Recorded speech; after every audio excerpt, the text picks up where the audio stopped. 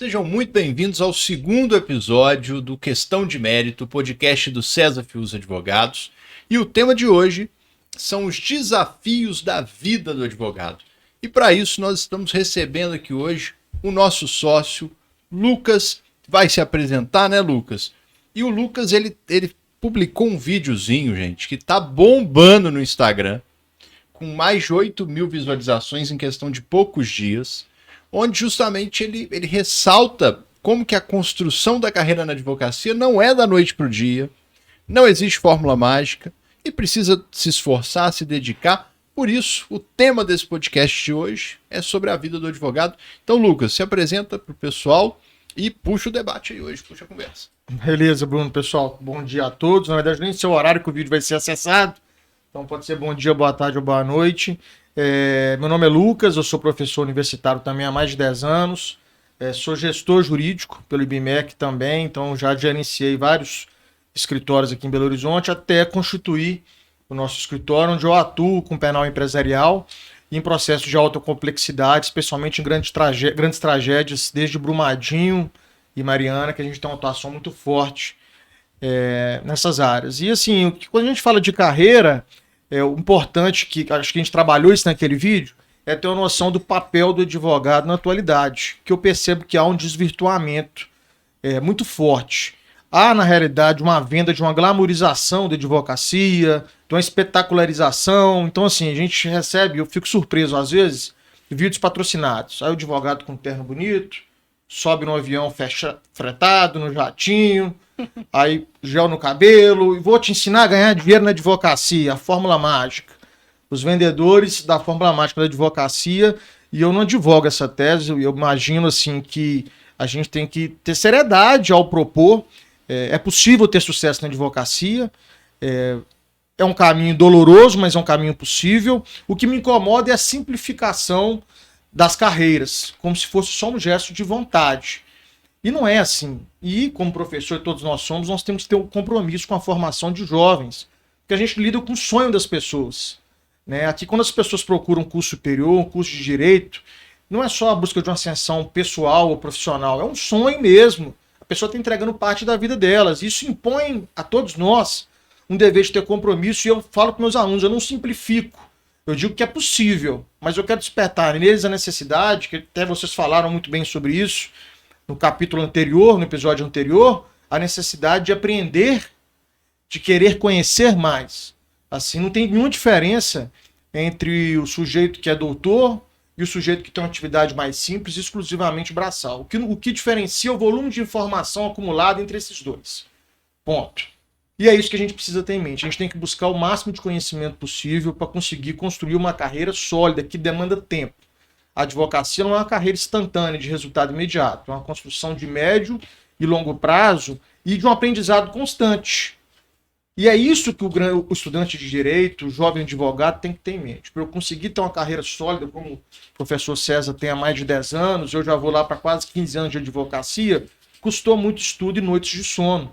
E só assim se pode ter perspectiva de chegar a algum lugar. Acho que a minha mensagem inicial é essa. Enxergar a advocacia não só como um gesto de querer, mas um gesto de persistência, uma atividade que exige realmente um comprometimento de aprender e praticar. Então, foi, inclusive no episódio passado mesmo, nós discutimos como essa construção ela acontece muitas vezes fora do direito, buscando conhecimentos em outras áreas, porque crescer na advocacia significa crescer nas responsabilidades, inclusive ter que aprender a contratar pessoas, a gerir equipes, a trabalhar em grupo, porque quando você está sozinho, há um limite de crescimento no seu negócio. Você como um advogado sozinho. E chega a hora que você vai tender a procurar sócios, a contratar pessoas, vai lidar com casos maiores. E as respostas para esses desafios não estão na lei. E elas também não são simples. Você não vai abrir um livro, Como Ser um Bom Líder. Vou ler o livro e agora eu sou um excelente líder. É o tipo de desafio que você só vai aprender vivendo na prática. É muito empírico, né? É uma experiência que você só consegue adquirir passando pela estrada, pelo caminho, enfrentando cada pedrinha que está ali. Você falou de casos estratégicos, Lucas. Eu fiquei pensando assim, você encarou um processo muito complexo que foi alguns processos em Brumadinho, né? Qual que foi o maior desafio que você sentiu nessas ações? Além de toda a questão, obviamente, dessa comoção, né? Porque o país inteiro ficou muito chocado com o que aconteceu. O que você achou assim? Nossa, isso aqui foi realmente muito difícil, eu tive que aprender a lidar ali nessa causa. Eu acho que envolve muito assim, a qualidade de como a informação ela é produzida, sabe? A gente tem um caso aí muito simbólico de uma criança que morreu no evento da Vale. É um processo assim, de alta repercussão pela circunstância do acontecido, pela tenridade. E o que eu procurei demonstrar ali? As implicações do acontecido, para ficar bem visual. Então, vocês vão se lembrar disso. A gente pegou a Vale, o faturamento anual da Vale. Então, a Vale tinha lá um faturamento de 100 bilhões. Quanto que isso representava no dia?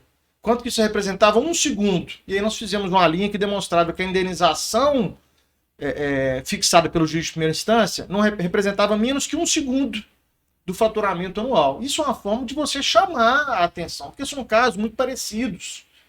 Ou seja, todo mundo sabe exatamente o que aconteceu. Então você mostrou visualmente que a vida daquela criança, pelo menos para fins de indenização, valia menos do que um segundo de lucro da Vale. Ela representava menos que um segundo do faturamento que estava desenhado. Isso tem uma força, né? E usou, inclusive, de uma hierarquia reversa. O que seria uma hierarquia reversa? Você colocar, por exemplo, o valor que a Vale ganha por... Como é que você colocou? O faturamento anual. Faturamento anual, no número grande, vai diminuindo. O valor da indenização fixada para uma criança é pequenininho. Muito embora a informação esteja menor, quando você vai lendo, você vai sentindo justamente esse escalonamento, né, inverso. E a gente tem um QR Code que mostra o faturamento atualizado. Enfim, eu acho que compilar essas informações para demonstrar realmente a complexidade do acontecido, a extensão do dano. Esse é o nosso papel. Eu acho que a gente pode oferecer diferente é isso. E outra coisa que eu noto, a diligência em conduzir o processo, assim, que eu acho que foi vital. Então, acompanhei, despachei em primeira instância, estive em secretaria, conversei mais de uma vez com o juiz, foi ao tribunal, despachei memoriais, sustentei oral e a gente venceu o processo na integralidade. Esse é um dos casos, mas assim, esse é o ponto central. Assim, uma boa redação, conseguindo ser efetivo nas informações, sensibilizar para diferenciar e destacar a importância do caso e uma atuação ativa do advogado perante os tribunais e órgãos públicos. Eu acho que esses são os dois pilares centrais que já produzem de imediato um resultado diferente nessas demandas. Eu vou até nesse mesmo tema rolar a bola para o César. O César lida muito com pareceres, né, César? Muitas vezes de contratos de um vulto muito grande. E também atua muito nos tribunais, nessa gestão de despachos, de fazer sustentação oral. César, o que você nota que é um diferencial do advogado na hora de fazer um parecer, na hora de atuar no tribunal? Eu acho que o advogado é como o Lucas acabou de falar, ele tem duas missões. Ele não pode deixar correr solto, né? Põe o processo lá e deixa correr. Ele não pode deixar isso acontecer, ele tem que estar em cima. É uma atuação proativa mesmo. Ele não pode ser só reativo, esperar a intimação. Esperar, não. Ele tem que ser proativo, ele tem que correr atrás, não pode deixar correr solto. E ele tem que convencer o juiz.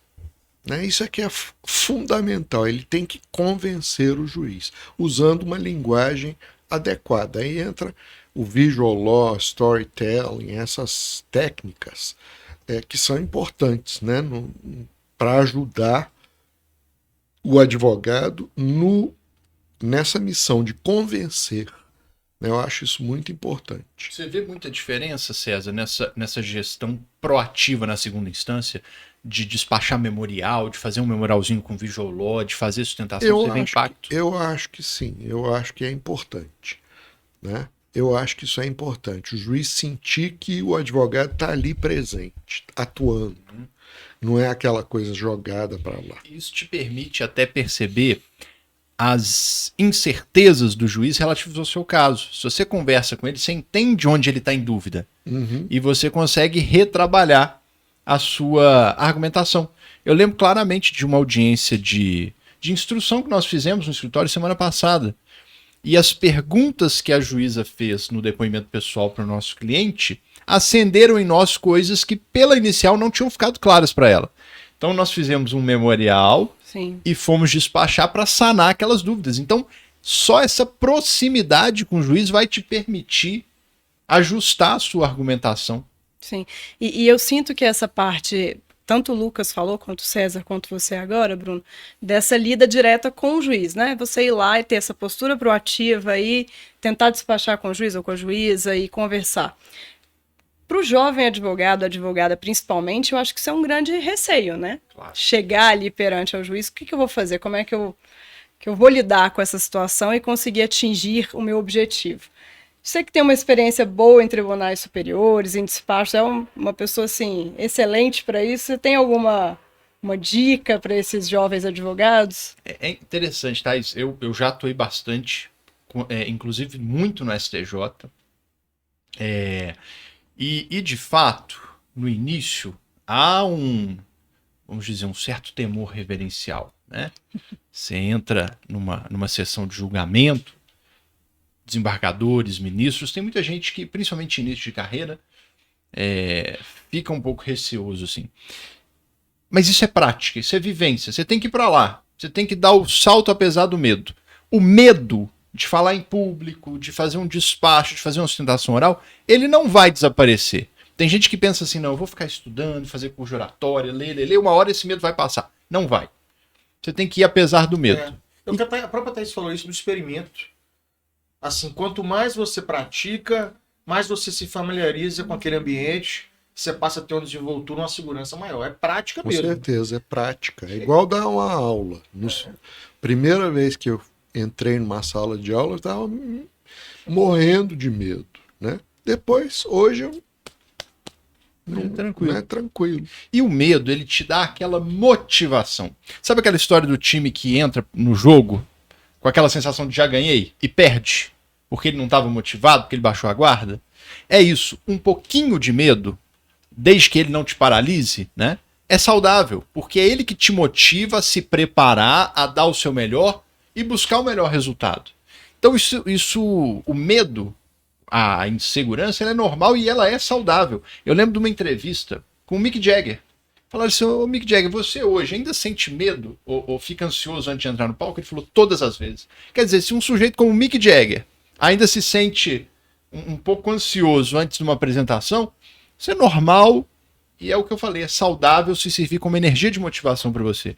E uma coisa interessante que o César fala, que eu acho importante, é o seguinte, não é toda situação que vai te demandar um despacho, uma sustentação oral.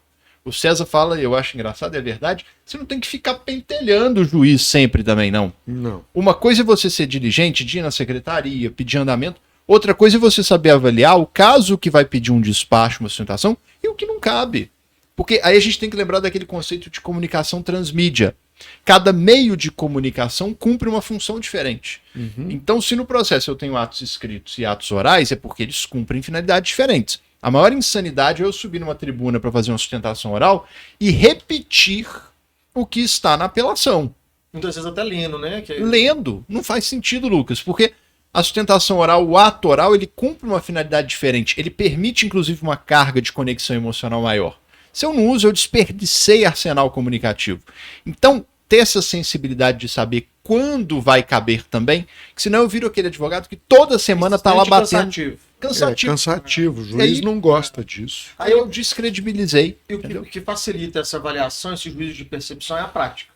Então, à medida que você vai conduzindo processos, você começa a identificar quais são aqueles que demandam efetivamente a necessidade de produzir esses atos. A gente tem vários processos sendo julgados toda semana. A gente não vai no tribunal sustentar toda semana, porque existem demandas que dispensam. Agora, aquelas que se mostram necessárias, nós temos que efetivamente estar ali presente. Esse é o papel, assim, e eu acho que volta muito nessa ideia introdutória nossa do experimento. Assim, é a prática que te habilita a conseguir formar esse juízo, né, de avaliação a respeito de quais são os mecanismos mais eficazes a serem adotados como estratégia para vencer um processo. E eu quero aproveitar para sugerir uma coisa para o jovem advogado que está ouvindo a gente. Um dos melhores lugares para começar a advogar é o juizado especial. Sabe por quê? Tudo que você precisa como jovem advogado é um fluxo de caixa rápido e como no juizado as causas são mais rápidas, volta e meia está tendo um acordo, isso te permite ter um giro de dinheiro um pouquinho mais rápido. E segundo, você precisa ganhar experiência rápido. O juizado, pela sua informalidade, ele é mais célere, com mais rapidez você vai passar por audiências de instrução, você vai ter oportunidade de fazer recursos, de fazer sustentação perante a turma recursal. Mais rapidamente você vai poder acertar, errar, aprender. E outra, com uma complexidade menor e com menos valores em risco. Então ali é um ambiente de aprendizagem. Tem gente que fala assim, não vou para juizado, já quero ir para justiça comum de cara. Mas talvez você esteja perdendo a oportunidade de ganhar experiência rápido. Num território que você pode, os riscos são menores, você pode aprender rápido com os seus erros. Sabe? É um ambiente muito profícuo para isso. E outra, que vai te desafiar por causa da informalidade. Eu lembro da minha primeira causa, que eu falei para o cliente não aceitar o acordo porque era caso de revelia. O réu não compareceu. A juíza foi lá e desconsiderou a revelia por causa da informalidade. E nós perdemos o processo. Como é que eu explico pro cliente? E aí eu percebi meu erro ali numa causa pequenininha. Eu carreguei a mochila do cliente. Tomar a decisão sobre fazer um acordo ou não é do cliente. Sempre. Eu oriento, eu explico os riscos, mas ele é que toma essa decisão, não eu. Veja, eu aprendi numa causa de juizado, numa causa pequena, R$ 1.500 envolvido, pronto. Então, o juizado com a sua informalidade, ele vai te desafiar em habilidades importantes, em legal skills importantes, como adaptabilidade. Sabe? Como a sua capacidade de entender as mudanças de cenário e a imprevisibilidade até de procedimento, que a gente vai encontrar, às vezes, até no processo ordinário, no procedimento comum também. E é um perigo muito grande, assim, se avocar em responsabilidade, responsabilidades, que o advogado não está preparado para conduzi-las. Né? Porque a gente não tutela só interesse próprio, interesse alheio. E no início da carreira, realmente, a pessoa está aprendendo, ela está caminhando, ela está errando. Então ela tem que realmente ir construindo essa capacidade de aprender, de conduzir processos, para aí, a partir daí, conduzir processos de maior complexidade. E a prática é muito diferente da teoria. A prática é muito diferente da teoria. É um conjunto, né? Por isso que envolve assim, uma série de atributos que é estudar, a pessoa se habilitar, ele conseguir entender, ter aprofundamento técnico e experimento, prática, vivência. Esse é o conjunto que vai permitir, com o passar dos anos, que o advogado possa ter uma carreira sólida, com resultados efetivos, né, ser respeitado. E a advocacia é assim, gente. Você constrói a prazo e perde a vista. Num vacilo, num erro, você põe tudo a perder. Sim. Então a nossa profissão é de alta responsabilidade. Ainda mais quando a gente se propõe a fazer uma advocacia estratégica, de alta complexidade igual a nossa, de repercussão econômica elevada, muitas vezes é a vida da pessoa que está em risco, é o patrimônio que ela juntou a vida inteira, que está sob seus ombros. E isso impõe um dever de diligência enorme. E só o tempo te dá segurança para poder se avocar nessas responsabilidades. É o tipo de caso que não dá para errar. É igual o cirurgião que chega ali e a vida da pessoa está em risco. As consequências são muito parecidas. Por isso que eu chamo a atenção sempre da necessidade dessa formação ser permanente, da atualização, do aperfeiçoamento e da segurança mesmo. Eu, quando formei, não tinha segurança para pegar processos complexos. E muitas vezes, no afã de ter sucesso, de andar de jatinho, de tirar foto da lancha com champanhe do lado, o sujeito pega processo que sequer tem condição de conduzir, não está preparado, não tem segurança e não vai entregar o resultado e põe tudo a perder. E às vezes uma carreira que está iniciando, ela vai por água abaixo justamente por isso. Com certeza. E manter ativo no mercado ao longo de anos e anos, evidente que pode ter descontentamento. Todo advogado pode ter um ou outro cliente que porventura não está satisfeito. Isso pode acontecer, o que não pode ter uma tônica de fracasso. Porque isso elimina o advogado do mercado de trabalho no longo prazo. E aí vem o poder das parcerias. Mas aí eu estou no início da minha carreira, surgiu uma causa de grande complexidade, uma oportunidade. Busca um parceiro com mais tempo de estrada do que você. Você vai ver que com o tempo, você tocando a causa junto com ele, você vai dividir os honorários, mas você vai dividir responsabilidade e experiência também. É uma troca de know-how. Com o tempo, essa parceria vai se aprofundando. E daqui a pouco ele também está te indicando causa.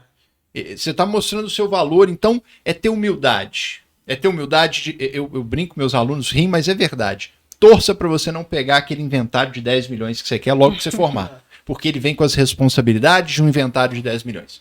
Então, além de ter esse senso, é saber o seguinte: apareceu uma oportunidade legal, busca um parceiro com experiência naquilo. Até que você desenvolva com o tempo, com paciência, o know-how necessário. A minha sociedade com o César nasceu de parcerias, né, César? Parcerias. No mestrado Com certeza. ainda, César me chamou para algumas parcerias, a gente foi conduzindo juntos e fomos, né, construindo a confiança entre nós até que isso virou uma sociedade, né, César? Uhum. É isso mesmo. Foram parcerias que surgiram. Eu costumo falar muito para os meus alunos que no início a gente tem que buscar parcerias. Trabalhar num escritório grande, isso é importante às vezes, num primeiro momento. E se for trabalhar solo, né, buscar parcerias em questões mais complexas, né? Com certeza. Isso é muito importante. Perfeito. Thaís, qual que você considera que é a importância do jovem advogado buscar essa construção prática primeiro, seja entrando num grande escritório primeiro para adquirir know-how, seja buscando parcerias?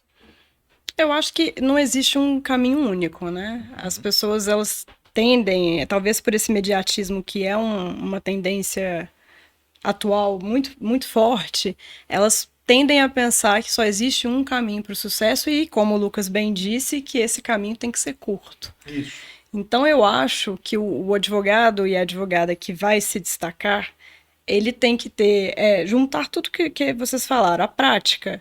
Saber, ter em mente que a gente às vezes pensa muito que é uma autossabotagem, né? Eu não dou conta, eu não posso fazer, eu sou uma fraude. É o contraponto do que vocês estão falando, daquele que é arrogante e que quer assumir um caso muito complexo logo de cara. Mas tem também aquele outro profissional que pensa que ele não é suficiente para atuar. Então, eu acho que tem em mente também que, pelo menos, você vai ter ali uma coisa que talvez os outros não tenham, que é a sua dedicação. Então, isso já é um grande fator. Se você não fizer, outra pessoa vai fazer e, muitas vezes, vai ter muito menos empatia e dedicação com o cliente. Então, esse é um ponto. E ter também a humildade, que eu acho que aí não é só para o jovem advogado, mas é sempre de tentar extrair o melhor aprendizagem de qualquer relação, principalmente dessas relações de parceria com outros advogados também. Eu me lembro, assim, meu primeiro salário foi R$ 1.700, eu entrei no escritório grande e lá fiquei um ano atuando, eu praticamente não tinha tido contato nenhum com o processo. E hoje eu fico revendo, assim, o passado do tempo. Se lá atrás eu não tivesse passado por isso tudo, eu não teria, talvez, certamente não teria trilhado o caminho que eu acabei trilhando. Estou longe ainda de estar onde eu quero chegar. Mas eu comecei lá de baixo, com uma remuneração modesta, trabalhando, cumprindo horário, fiquei quase um ano dessa forma, depois passei para outro escritório e fui para outro, e isso me permitiu conhecer pessoas, aprender, entender, ser liderado, entender processos de liderança, para eu poder depois, com algum tempo, tendo condição financeira de fazer uma pós, um mestrado, desenvolver outras habilidades. E isso é a segurança, isso te dá bagagem para você poder chegar numa fase profissional e ter mais segurança, e isso vai implicar na sua remuneração. Não dá para poder achar que vai formar e vai ganhar 30, 40 mil por mês de imediato, que tem uma fórmula mágica, que eu vou sair vendendo na internet e vou ensinar a ser o super-homem da advocacia. Meus caros, infelizmente não dá para poder imaginar que é assim que as coisas se resolvem. Não é só na casa dos contos ou dos sonhos. Na advocacia real do dia a dia, isso implica em renúncia, em dedicação, em trabalho para buscar o melhor resultado. E essa é uma construção de médio e longo prazo, que eu posso sintetizar como formação curricular, prática, né, a experiência, formação de boas parcerias, networking e a capacidade realmente de entender processos estratégicos em condição de processos judiciais ou até consultivo. E isso, esse conjunto de atribuições é difícil, assim, demorado ao longo do tempo. Então essa é a minha mensagem, de ter essa percepção de procurar sempre se aperfeiçoar para conseguir chegar nessa etapa mais madura da profissão, que vai te dar mais sucesso e mais resultados financeiros e profissionais. E aí, voltando para o tema das essential skills, né, das soft skills, eu pergunto a vocês, ao longo desse período de maturação, né, de construção da sua experiência, como fica o marketing jurídico? Porque não adianta nada você tecnicamente ser excelente, mas as pessoas não perceberem esse valor em você. Né? Como que fica, Thaís? A Thaís vai poder dizer melhor isso aí. Gente.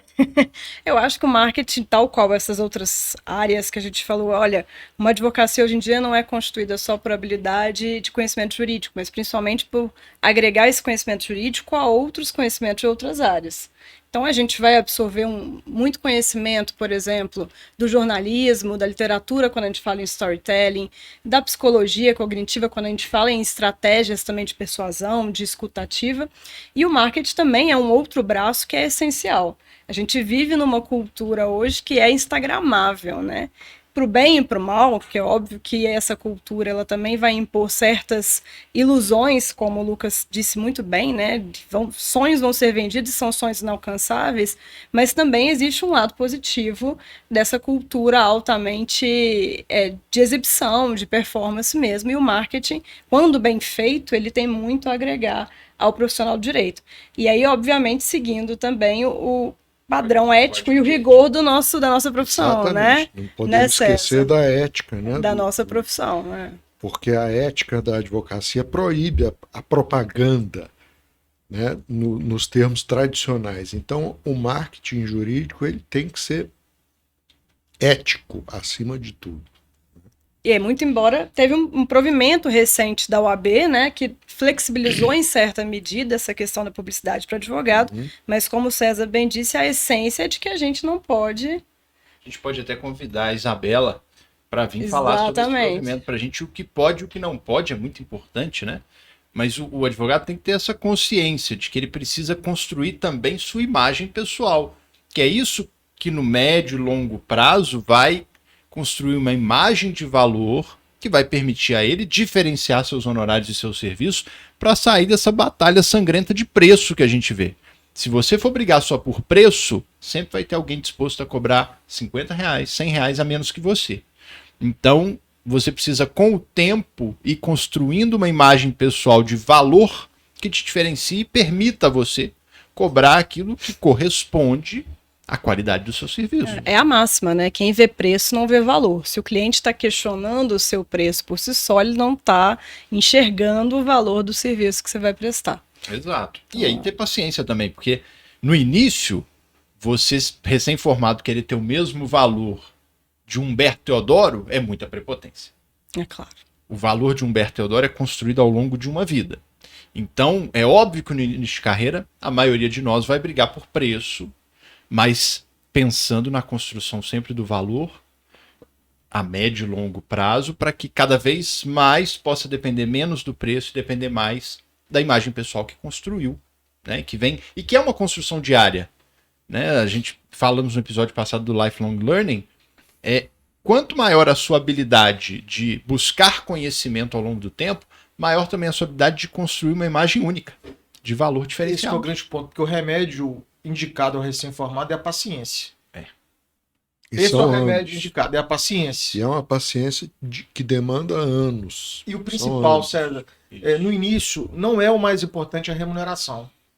No início, o mais importante não é definitivamente a remuneração. E aí, justamente, essa noção moderna que potencializa as ansiedades de querer resultado rápido, de querer dinheiro rápido, de querer ter sucesso rápido, isso dificulta o processo de aprendizado, especialmente do jovem advogado. Porque no início é o momento que você tem ali realmente de praticar mais, de tentar reforçar o seu aprendizado, os seus conhecimentos, para você depois, no médio prazo, conseguir se afirmar no mercado. As pessoas acabam antecipando essa etapa, focando exclusivamente no retorno financeiro, e isso aí acaba gerando problemas na construção da carreira. E essa história, Lucas, de fórmula mágica e de resultado instantâneo, abala a principal habilidade que o advogado recém-formado tem que ter, que é a resiliência.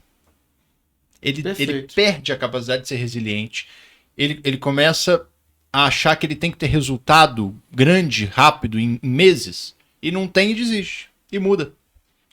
Abandona. E é por isso que eu noto uma legião de jovens advogados, profissionais recém-formados, que acabam desiludidos com a profissão. E a nossa mensagem, na verdade, aqui é em sentido contrário. Assim, a nossa mensagem aqui, o que a gente quer transmitir, não é uma mensagem desanimadora, ao contrário, é positiva.